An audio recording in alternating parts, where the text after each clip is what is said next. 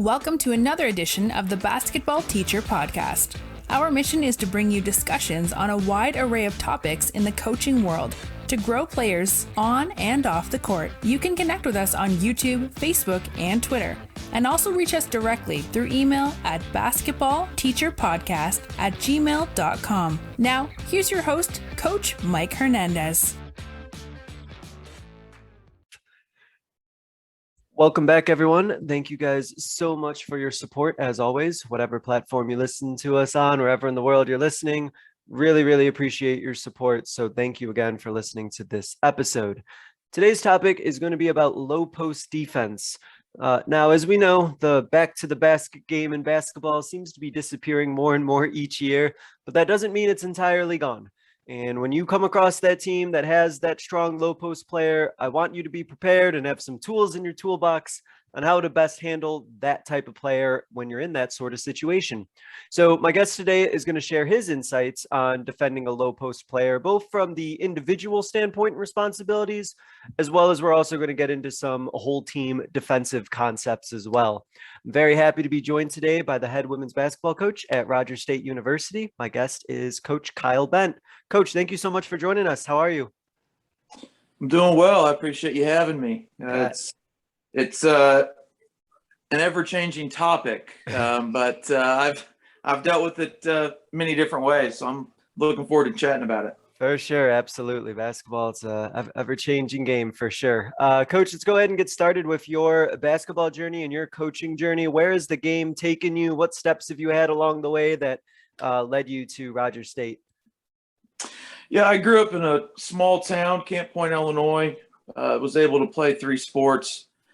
Ended up going to college, not for athletics, but just for education at the University of Illinois, and was set to go down the campus recreation intramural road, going to make a career out of that.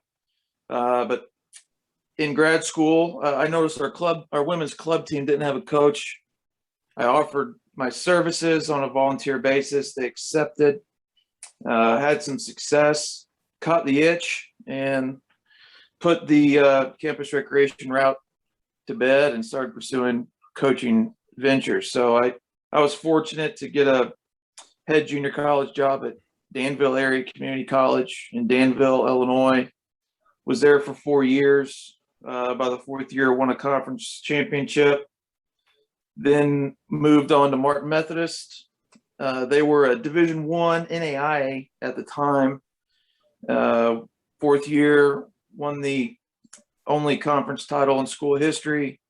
And then that has led me to Rogers State University, where I will be beginning my 4th season this fall. So I've kind of been all over. I've been very fortunate to be given an opportunity at each stop. And we're working hard to try and build something sustainable here in Claremore. Yeah, absolutely. And speaking of Claremore, that leads kind of to my next question. Whenever I'm talking to a coach who coaches at the collegiate level, I'm always curious about the program and kind of the area and just kind of the state of the university itself. So I wanted you to talk a little bit about Rogers State University. You said you've been there a few years. What does kind of your program look for in players? There's sort of like a culture that's there in place at Rogers State, and what's kind of your vision for the program moving forward? Yeah, Claremore sits about 25 minutes northeast of Tulsa. We play in the MIAA conference. We were in the Heartland. That has since disbanded, but we have about 3,000 students. We were an NAIA program, transitioned to NCAA Division II before I arrived. But since taking over the program, really every year we want, high character players, strong work ethics. The thing that jumps out to my staff and I is if a player has that willingness to compete, just an enthusiasm to be out there. That's something I think is difficult to instill in some players these days. So it's a lot it's a lot easier for us to teach the game and maybe correct some of their deficiencies. If they do have that, I think that translates to willingness to be coached as well. Really what we're trying to do is build this thing up the right way. And, we want to be a viable option within the state of Oklahoma and in our region to continue to, work towards sustainable success. And our league is extraordinarily difficult, really great universities and college options within the state of Oklahoma and surrounding states. So it's a tall task, but we've been able to bring in some quality student athletes, and I know we're on the right track. Yeah, it definitely sounds like you're going about it the right way when you talk about the character of players that you're looking to bring in and that sort of philosophy. I think that's excellent. Awesome. So as we mentioned at the beginning, our topic today is going to talk a little bit about low post defense. So just to kind of set the stage, Coach, can you walk us through you and your staff's kind of low post defensive principles? What do you sort of look for in a player that might be already coming to your program to already like have in terms of a defensive principle, low post standpoint? And then also, what do you kind of look to work on with that player to get them where you want them to be? I think at the collegiate level and all levels for that matter, we would love to have players with height and length and physicality. Well, I would. I know. So I think really what it boils down to is, my staff and I try to find players that have that innate ability to be physical and have an understanding of some defensive principles. And if we bring them in and, they're maybe deficient in maybe some technique or just some different defensive concepts, if they're physical, like I said, what we look for in general with our recruits, we're going to be able to put them in positions to be successful on the defensive end. Really what it comes down to for us is we want to maintain our defenders to be able to keep our opponent's post players off the low block. We'd like to push them up to at least a second block. We'd like to half front from the inside and really being able to move with the basketball, because ultimately they are going to have to help on some cuts or some drives, and being able to know when to leave to help and then being able to rotate back. Those are the very basic principles that we teach within the first week, to our post players. And just their ability to maintain their base. We have some different rules. You can have an arm bar only with back to the basket post. As soon as they square up, they become a driver. So now the same rules that apply to our guards defending the wing now apply to the post. So some of those nuances they aren't used to, but the more physical they are, the tougher they are, the more grit, the better motor that they have will allow them to make up for a lack of height per se. That's an interesting thing that you just sort of brought up. It kind of just jumped into my mind right now is that obviously as a university, you have players who are coming into your program. And so I'm curious, do you even really have players that come into your program that have really done a lot of work in terms of being like a post defender, or is it more like they have like maybe some of the physicality tools that you're looking for, maybe just some of the mental intangibles, and then you just have to sort of work in like the actual principles of being a low post defender with them? If we bring in a high school student athlete, most of the time they will have other skills, not necessarily back to the basket defensive skills, because, as the game continues to progress towards this 5 out, 4 out, stretch 4, and players aren't put on the low block and able to develop in game situations the type of techniques that we need. And just being able to look at a high school player and, if they have some of those characteristics, we can work with them, but it does take them a little while. 6'1", 6'2" high school players in a conference that play with their back to the basket that are physical. There aren't that many of them. Yeah. So, there's not a lot of game or even practice reps that they accumulate over the course of a season. If we pick up a transfer or a junior college player, they are more apt to pick up on those types of things because they've been at the collegiate level, seen bigger, stronger post play. So it's something that is new to everybody that we bring in, but it does take the high school posts just a little bit longer to get used to the physicality and what we are asking them to do. So I guess one of the benefits in that situation is if you have players who maybe don't have a lot or really any experience being that sort of defender, is that it allows you the opportunity to kind of teach them the way you want it to be taught, rather than them necessarily having to like unlearn things that maybe they weren't taught correctly in the past. So that might be at least a little bit of a benefit almost in starting from scratch on some of those principles. Yeah, I think that anytime you bring in a player that has a quote unquote blank slate, you're able to teach them what you want, maybe an easier clip than maybe someone that's been someplace else. They may have been taught correctly, and my philosophy may be different. They may have been taught incorrectly. They may have done it their whole life a specific way, and they have bad habits, and those can be tough to unlearn. But as long as they possess some physicality, and they're willing to mix it up, as they say, then we've been able to put them in positions to be successful.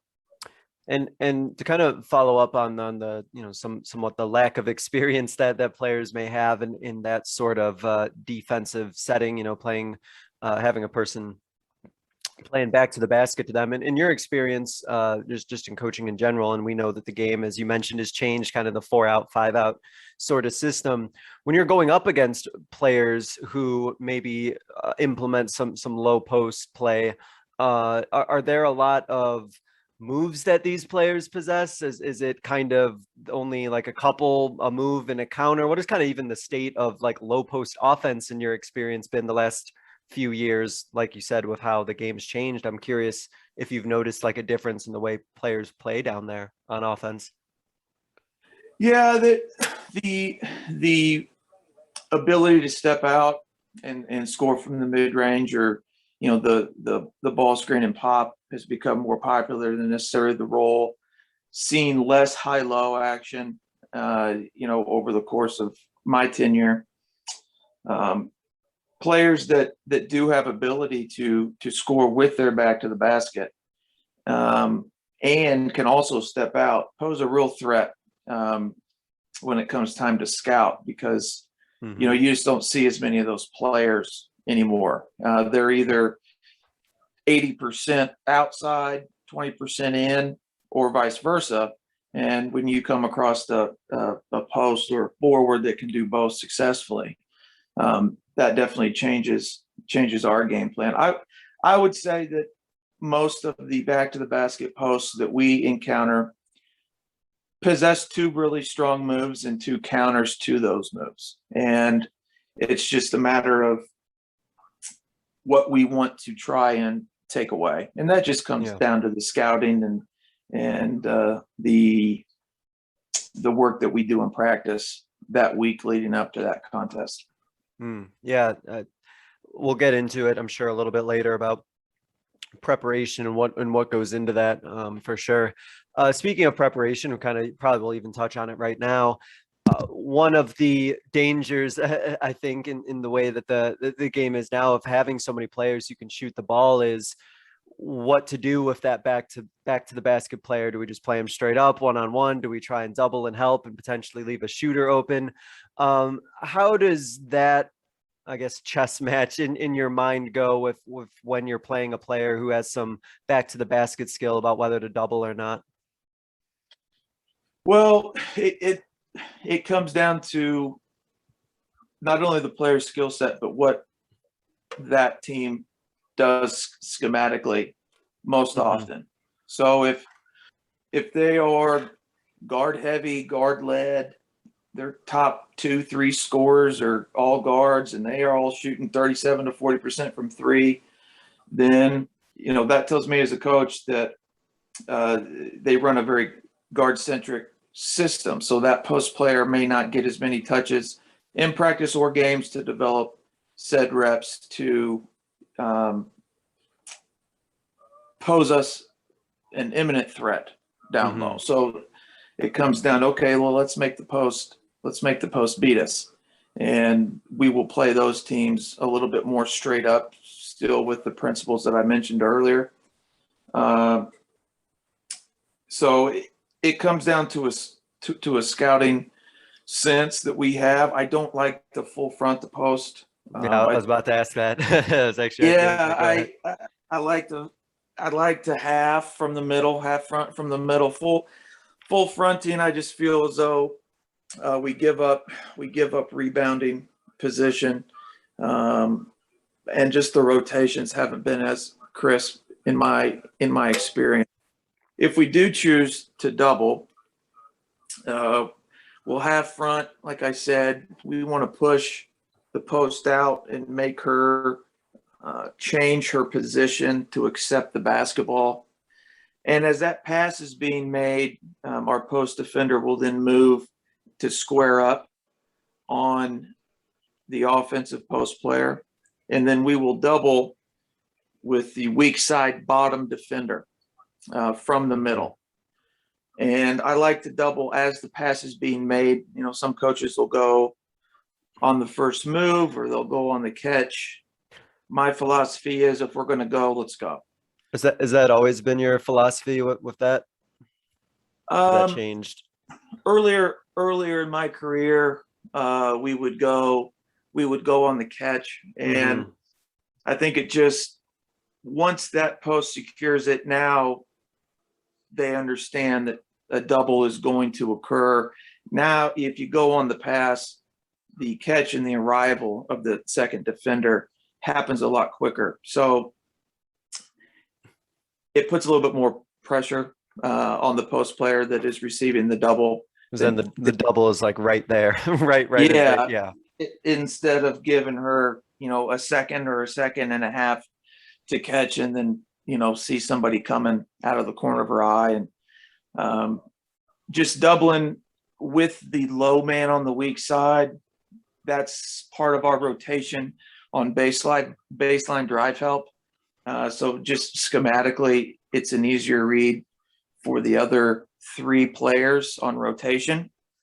I know some coaches, they'll double from the nail or, maybe dig.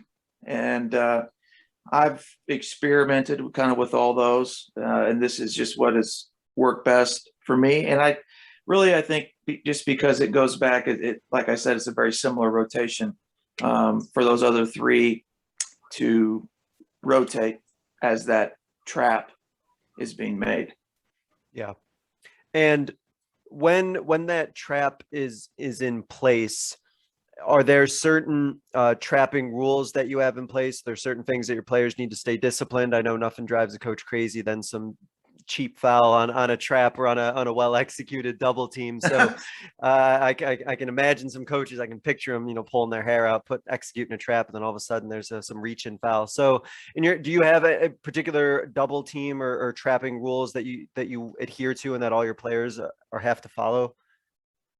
We essentially want the trapping player to go in high hands and try to get their chest as close to the offensive player as possible. I'll use the term, foul them with your chest. Lean on them a little bit, keep your hands up, your palms back. But very less likely to get a foul if you're leaning on them with only your chest than, if you go to dig with the hands, or you're using a forearm, or you're using a knee or a leg. So that's really the main thing that we want. We want a steal or deflection out of that trap. And then the other three, like I said, we teach the rotation. I've found that to try and swing the momentum during the course of a game, or maybe gain a competitive advantage, a lot of coaches will want to press. And now we're bringing two defenders to a guard who's acclimated with handling pressure and passing out of it. I have found you can do that with double in the post. Maybe someone who's not as used to playing, passing, making decisions with two people on them. So being able to double, I think, is something that is important for every coach, especially if you have smaller personnel. But it's definitely something that we have to rep. It's not going to work consistently over a course of a game. If I draw it up out of a timeout, it may work once or twice. But just being able to have that in our back pocket and having my players know what to do and have confidence in it has been beneficial to my programs throughout my tenure. Yeah, no, that sounds great, and makes a lot of sense to me also as well. So one of the you've touched on this a couple of times, so I want to make sure that we kind of get to it explicitly, was your preference to make sure that low post player is not catching the ball where they want it to be. And I've heard different terminology about, knocking them off their line or getting them off of their wherever their spot is. So I was wondering if you could talk a little bit about that. Is that something that you need to just teach and coach your players about, being physical enough or beating them so they don't get to their spot, or pushing them off their spot to make them catch the ball in a different location? I just wanted you to touch on that a little bit more. It's something that we rep a lot. I try to give our forwards and posts at least 15 minutes at one end while the guards are getting reps at the other end. So we go against pads. We do a lot of one-on-one. We talk about positioning. We talk about meeting those offensive players higher, not getting buried, teaching them how to get separation from that contact on ball reversals. And I've made a real conscious effort the last couple of years to not just throw out, these buzzword type phrases like, you need to be tougher. You need to, yeah. What does it look like to the player? What does it look like to the coach? Yeah. And how does that translate on the court? What does that mean? Yeah. So if I can give them some tangibles about, toughness is meeting them higher. Toughness is being able to push them off the block. Toughness is rebounding with your hands up, being the aggressor when the shot goes up. Then they can go back and they can look at these things instead of just me getting irritated and telling them to toughen up. Sometimes they don't necessarily know precisely what that means. So I've tried to give them more direction, and especially for the newcomers to our program. This is what it means. This is what it looks like. We're going to give you reps against the pad. We're going to give you reps one-on-one against each other. And these are the things you need to focus on. So it's it comes with time, and it's something that I will appoint an assistant coach when we're doing shell, or we're going up and back, or we're playing 4-minute games, to specifically look for those things and try to talk some of our players out of mistakes, or to remind them. I'm a big believer in reps. I'm a big believer in individual attention, and I think that it shows once you're able to spend your time focusing on areas that you need in order to be successful. Yeah, I really like the idea of trying to be as explicit as possible of things, because like you said about what does getting tougher mean? In my mind, I feel like I know what it means, But if I can't explain what that means, then do I really know what getting tougher means? And if I can explain it, why am I not just using that terminology then? So Right. yeah, I'm right there with you on that. Maybe it's just because it's easy to say, like, get tougher takes me 3 syllables and then I'm done rather than Right. actually teach something. But no, that's funny. Uh, I was gonna get to this later, but actually us talking about, getting tougher and things of that nature actually brings me back to rebounding. And it's very interesting to hear all the different perspectives that people have about rebounding. Some say it's just, it's purely effort. Some say there's certain principles. Some people say you just got to be tougher than the other person and get the Right. rebound. So that's why I want to ask you about you and your staff. Like what is your philosophy on being a good rebounder? What goes into that for a player down low? Specifically for the post, it's just really a willingness to go create some contact and to know kind of angles, where the offensive player is. I've told my posts for years now,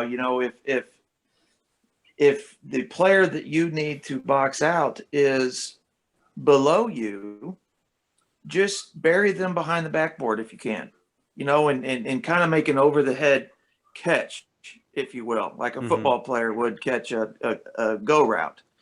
As long as your man doesn't get it, and they're not going to get it behind the backboard, then that's okay, instead of just trying to fight for a specific angle. We like them to make contact and with the forearm first, and as that is occurring with a low base, turn, work back with high hands. For whatever reason, there's always a tendency to hook or to grab, but that's awfully, there's always an official in the lead that's looking at that stuff. So it's Yeah. that's an easy foul call to make. But with so many threes that are getting shot now, it's probably more important for my guards to be better rebounders than our posts. Posts just are always just kind of around their matchup. They don't have as far to go. Longer shots mean longer rebounds most of the time. So we spend an awful lot of time with our guards about rebounding, and the split time that I talked about earlier of the guard and our posts, our one-on-one stuff always finishes with a rebound. So, once again, we're down there trying to make it as game-like for their reps as we can. Well, it's like a little nugget there that I kind of took from what you just said is that concept of, if you're playing against teams, and as we know, the game is going that way with a lot of outside shooters, just the importance of your guards being able to rebound. I think, traditionally we think of rebounding as something that happens, down there with your bigger players or down near the basket, but you're absolutely right that if you have long shots, long rebounds, that if your guards aren't in position to rebound or go get the ball, then you can have the best low post defender and best low post rebounder there is. But if the shot's going, 15 feet further away after it hits the rim, then, well, what's that do for you, right? So that's interesting. Yeah. That's an interesting thought. So, one of the things you brought up is talking about how when a low post offensive player, when they square up to the basket, you mentioned how you kind of go into your guard principles as if it was taking place on the wing. Is there any like variation to when a player is squaring up right near the basket versus what you would tell a player if that player was out on the wing, or are those principles still pretty much going to be the exact same way of how you would defend that? Pretty much the same. We want to keep the basketball out of the middle, out of the paint. So when we start like our 4-on-4 shell, it's 4 people around the wing, and our posts are expected to get those reps out there, position their feet correctly. Depending on how far they catch and how good of a shooter they are, will be dependent on how far out we send our post to guard a face up. If they don't shoot it extraordinarily well, then I'll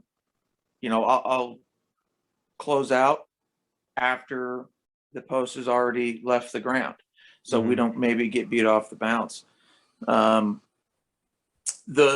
The rules have changed a little bit, and that has forced us to maybe teach our forwards and our posts how to defend without fouling, because like I said, if post player steps out to 8 feet with their back to the basket, reverse pivot, now they're a driver, and then those same officiating rules apply.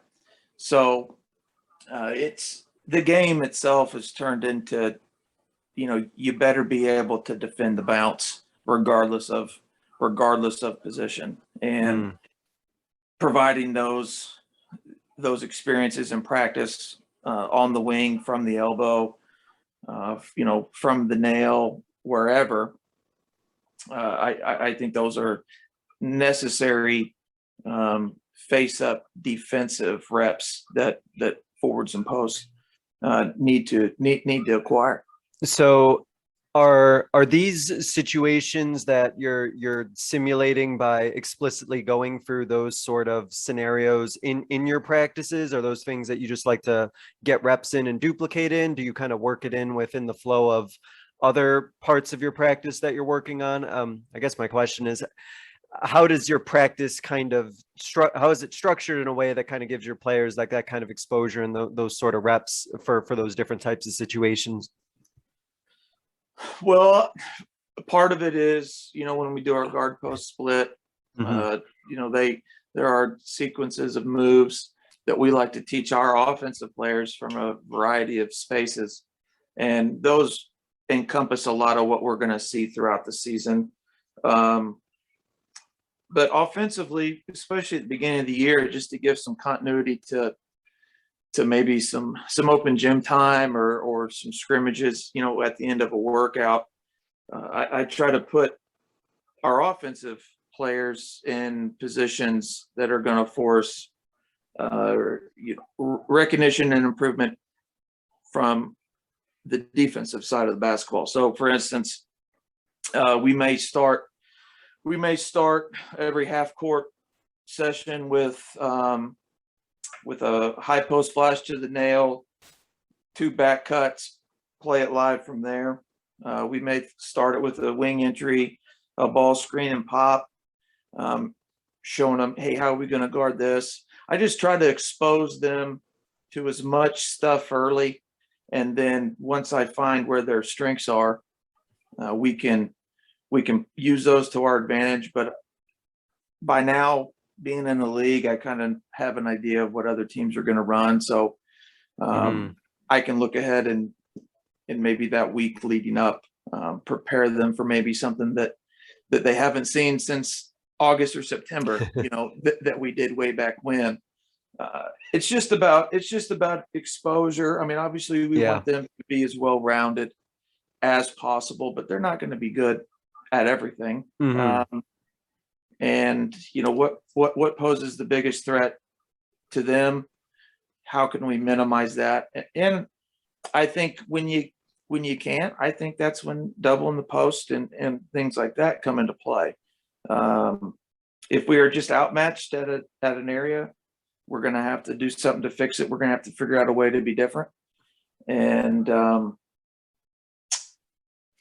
but I guess to answer your question, the more exposure I can give them with different scenarios early in the year, at least puts a little cog in their brain that maybe we can venture back to. But we expose them to quite a bit throughout the first couple months. Well, it's an interesting idea to sort of toy with, and I think for coaches to kind of think about and consider is, I'm thinking at the high school level, especially, where there might be very, very few. You might even see like one, more of that traditional back to the basket player who's going to, put in a lot of work down there, that maybe, like you're not going to emphasize that a lot with your defense or a lot with your individual defensive concepts because your time is so valuable that if you're rarely going to see it, you might want to, use your time on things that you're more likely to see. And then when it ends up happening and you end up facing that player, then you sort of just kind of do the best you can. But like you said, you can't be good at everything. So you just sort of have to think of it's almost like maximizing your practice time of what you're going to actually be playing against. Yeah. And that's what, these first 3 or 4 weeks, my staff and I, we really try and do. We want to get in our foundation of what we want to do offensively and defensively, but trial and error, it sounds less sophisticated than maybe it is, but just trying to get them as comfortable as we possibly can, because as a coach, when you bring in new players, you don't know how they're going to mesh, and I don't want to check something off the list. If I have an inkling that it may work, then I want to expose them to it. And if it doesn't, it doesn't. But ultimately, as coaches, we have to decide what we are willing to live with and where we are going to have to apply extra pressure or extra help, especially at the defensive end. Yeah.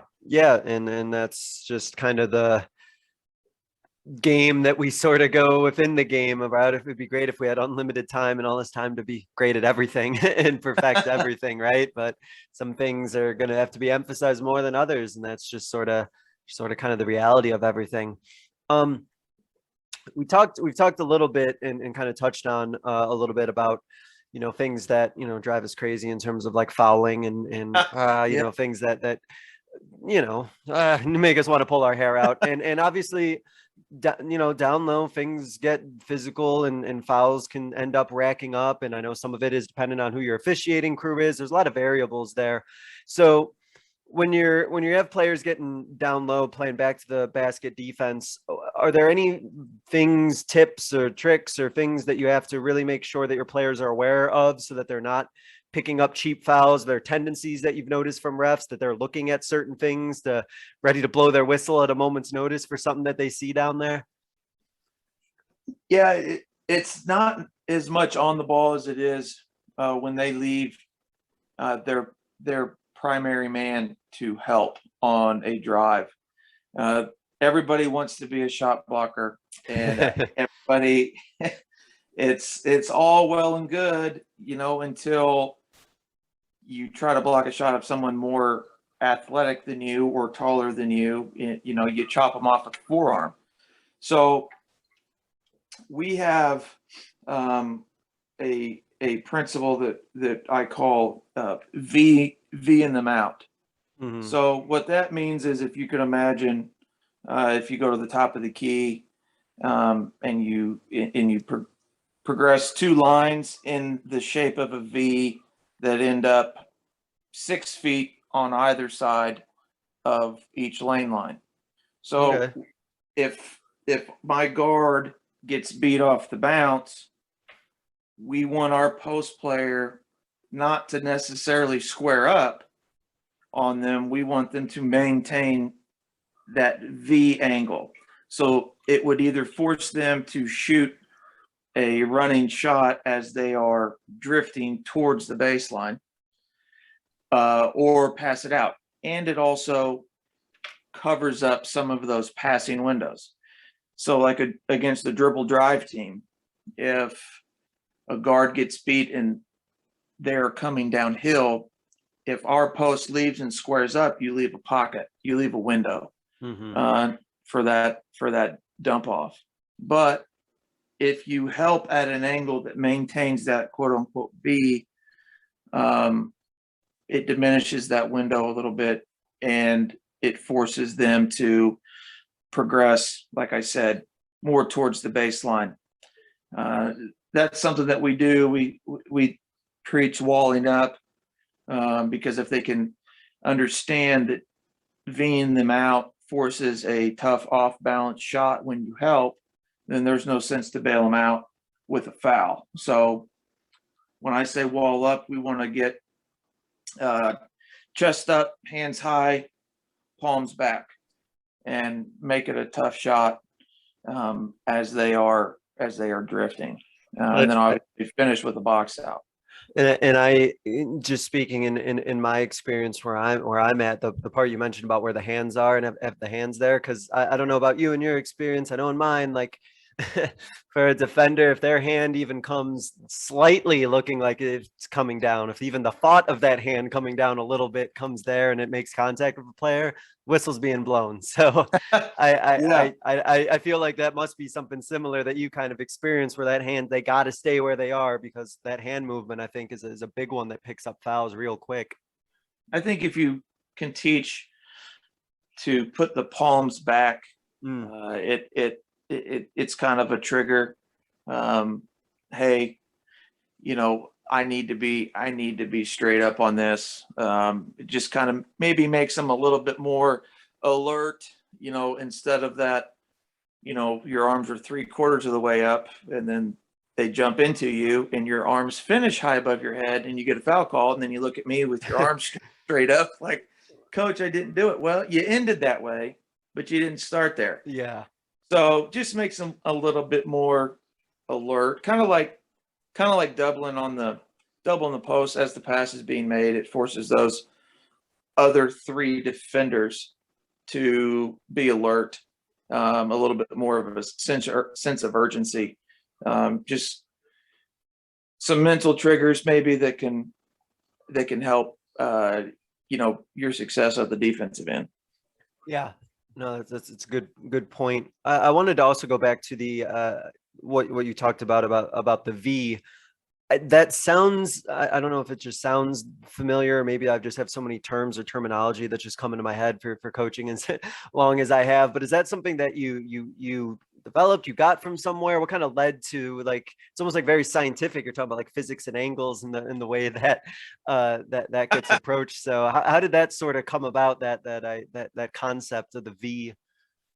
I probably heard something similar to that years ago, and it probably wasn't called that, but it's just kind of the mental picture I paint for my players that has worked, starting out in junior college and then in AI. Saw a lot more dribble drive stuff, and it was more popular back then, and we kept having our posts having to help and squaring up on the drives, and they would either get blown by or there was that window. And if you helped off the backside, then they were able to throw it over the top. So really trying to deter that pass was really what we were after. And so I started it just kind of back then, and anytime I teach defense post help, from those downhill drives, it's just a term that I've used, but I'm sure it was, I'm sure I didn't invent it. After 12 years, I've taken and borrowed quite a bit from other coaches that know a heck of a lot more than me. As any good teacher, coach should take everything, anything you can, maybe make it your own, but there's plenty of stuff out there. So you find stuff that looks good, works, take it and make it your own. Absolutely. So we kind of like talked, we even specifically used the word toughness a little bit earlier, but players who are going to be playing down low, one of the big concerns and at all levels is the grind of a season and the physicality needed, and just being durable enough to handle the literal bumps and bruises that go in from playing down there, especially if you do encounter quite a few low post players, or just a player that's down there on the block a lot. Is there anything that you specifically, teach or talk about or do to kind of work on making sure that your players, especially the ones that are getting down there, are durable, so that they're able to kind of maintain their physical ability as much as possible and not kind of get worn down, not just throughout the course of a game, but for the course of a season even? Yeah, we try and limit their exposure to one-on-one post defensive drills. Once we get into January, it's a lot of versus the pad, just to minimize the potential of maybe a bone bruise or something like that. And I know earlier in my career it'd be February and we'd still be practicing for an hour and 45 minutes. I was 24, 25. I was gonna take over the world. Yeah, of course. And as I've gotten older, the time off is much more beneficial, especially once you get to February. We might practice for an hour, and we're probably as good from a skill set standpoint as we're going to be by the time you get to February. You're not going to make huge leaps those last 3 weeks of the season. You can pick and choose and develop some chemistry or some nuances or some different reads, but you're probably as good at dribbling with your offhand, February 10th as you're going to be for the rest of the season. So we focus a lot on just maintaining health. If they need a day off, we give them a day off, and we don't do as much up and down. I think that's the biggest thing you get late in the year for everybody, for all your players. The need for 3-minute games or 4-minute games or, up 5, down 5, whatever it may be at the end of the year, that need's not necessarily there. So we'll do a lot of live stuff half court, but a lot of 5-on-0 and a lot of shooting and just making sure that they, maintain their wellness the best we can.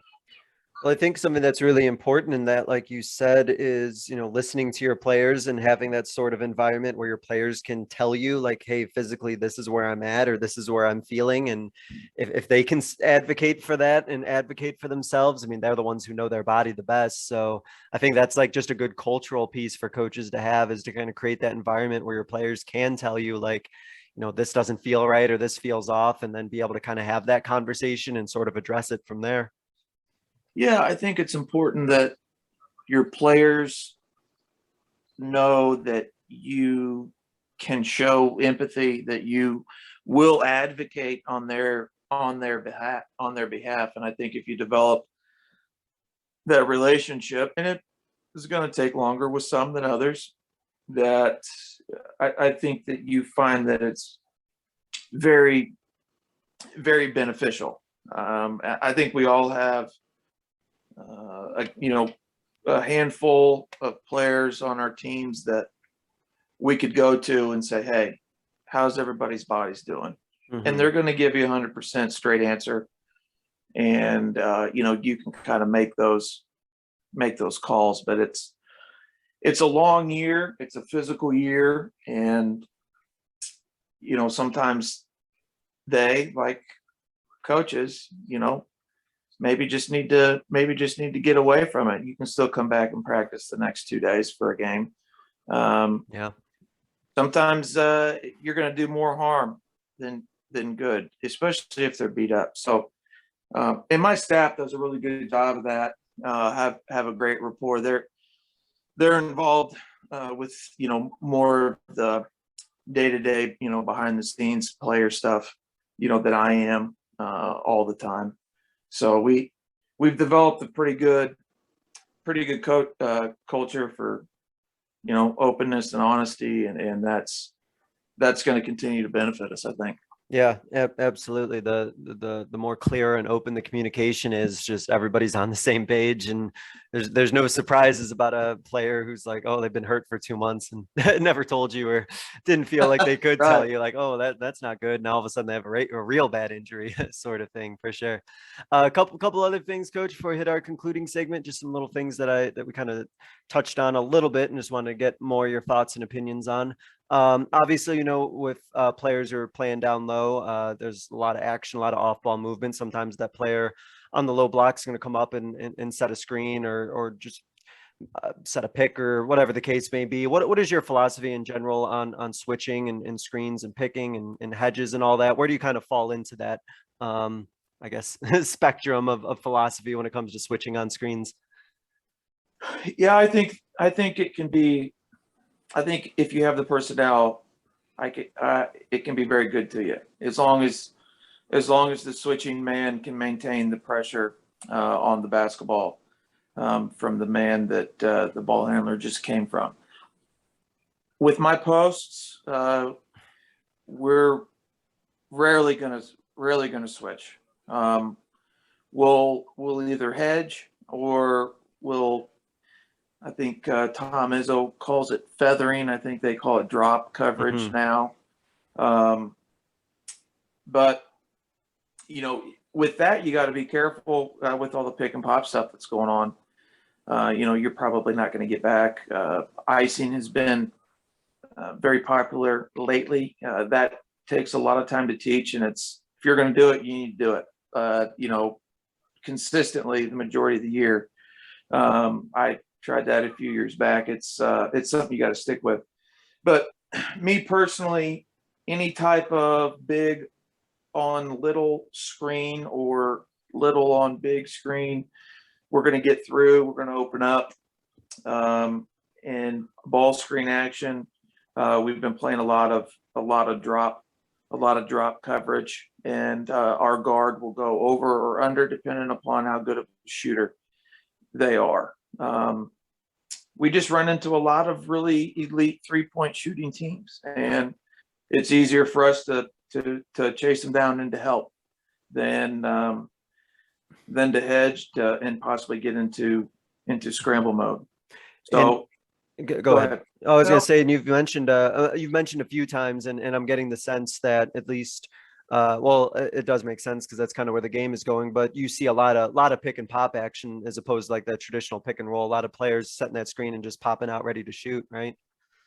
Yeah, it's just become this stretch four kind of term that applies to these more skillful forwards these days. And like I said a while ago, if you find a player that can do both and they are given the opportunity within the offense to do both, post and play outside, it's a pretty tough matchup. So if we run into a team that has a formidable pick and pop option, we will jam it. We will jam the ball screen. So essentially our post defender is screening the offensive screener, and then our guard goes under and we can get back. That way our post maintains really good distance with the potential pop man, and our guards are able to get back to the ball handler. So that's how we've dealt with pick and pop, teams that are proficient in that. But everything else, if a post doesn't shoot it that well, then we'll go to drop coverage and we'll chase the guard down to the big, and try to get some deflections. But it's half on the post and half on the guard. So that's once again, where do your strengths lie? Yeah. From a team standpoint, dictates that. But it's forever changing, and we'll see more 5-out this year than I saw 6 years ago, I'm sure. So it's just something that you have to, as a coach, keep up with, see what works, see what other people are doing, and just try to put your players in the best chance to be successful ultimately. Yeah, and as you said, I think that every year it seems like we're getting more 5-out or more of that sort of spacing. It's like there's players not even inside anymore. You can't even find sometimes players that are going to be on the low block. It'd be interesting to see when in your upcoming season how many teams you might have where there might be very little action, or maybe something starts in the low block only for it to come up and working an offense that way and setting a high screen or something like that. I think it'll be just really interesting to see how much of any low post principles are going to be implemented for not only this year, but just even for your program kind of going forward. Yeah, everybody wants to be a guard. And Hmm. even you look at some of the NBA players that have great height, they're picking and popping, they're shooting the three. They're not backing people down as often as they were 10 years ago. And eventually that it all trickles down. Yeah. And the ability to handle and shoot and to make reads. These players are getting that exposure at a younger level. Yeah. So that when they mature and they get older, they have the height, plus they have the skills. And dependent upon what their high school team looks like, they may be the tallest player on the floor having to play point guard. You just You never don't know. know. The dynamics are changing at the grassroots level, and it's inevitable that the game in high school and college and the pro, it's gonna be altered as well. Yeah, just all the more reason to try and stay current and stay up to date with what's going on there, because it never stays the same. It seems like the game's always different for sure. Awesome, Coach. Well, there's a couple questions that I ask every guest to wrap up as our concluding segment. So I'm going to go ahead and start here with this first one. Looking back on your coaching career, what is a coaching moment of yours that you think that others listening would be able to learn from? Well, I mean, there's quite a few if you're Of honest course. with yourself. I would say, starting out, being 24 years old, being 25 years old, being 6 years old, I was so concerned with my players respecting me that I was too militant in my approach. There wasn't enough empathy. There wasn't, it was my way. It was my way or the highway. And God bless those teams, because they gave me a fair shake, and I maintained some of those good relationships. But as a young coach, I think they're going to respect you if you approach them in the right way. You don't have to be you don't have to run a military style program for them to respect you. And that was just out of immature fear on my part, getting started.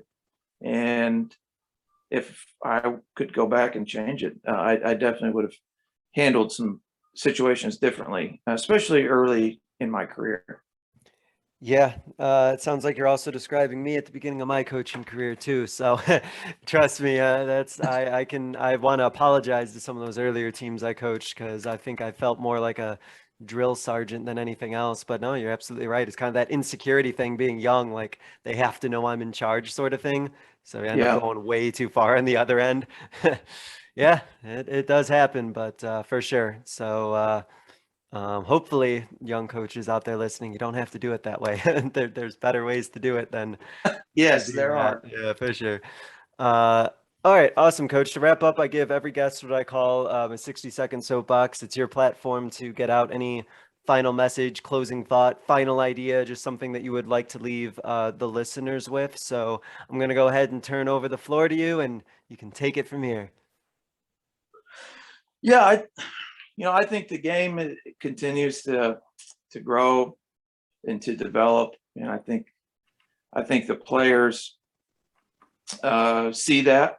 But gosh, there's a lot of pressure on some of these players these days, with all the AAU and the travel and the trainers, and it's go go go go go. And I still think there is a place for kids to be kids in the summer. You don't have to play 60 AAU games to get noticed. You don't have to play on the upper echelon or with the upper echelon players. I think you should play as many sports as you can for as long as you can and enjoy yourself, because burnout is too high. I get emails about potential 2026 recruits. Like it's beginning to get out of control. And, I still think there's a place for kids to be kids. And I don't know if it'll change, but I'm hoping slowly that it will. Yeah, that would be great. I'm totally there with you, where I worry about that too, just like the burnout and just trying to do too much too early and having players kind of lose their love for the game, I think is just something that all coaches at all levels just have to kind of be aware about, and just make sure that we're not, trying to recruit players in first grade and be in situations like that sort of thing, for sure. 100%. Awesome. Well said, Coach. Coach, I want to thank you for spending some time talking about program, talking about some defensive philosophies, specifically some low post defensive stuff. Hopefully you just have a safe season and we're able to get through it with no issues. And as we talked about off air, thank goodness fall sports goes first. So Coach Ben, thank you so much. Good luck with your program this year. I appreciate it. Thanks for having me on. And thank you all for listening. This was another edition of the Basketball Teacher Podcast. We'll see you guys next time. Thank you for listening to another edition of the Basketball Teacher Podcast. Make sure to connect with us on YouTube, Facebook, and Twitter, or reach us directly through email at basketballteacherpodcast@gmail.com. Take care, be safe, and we'll see you next time.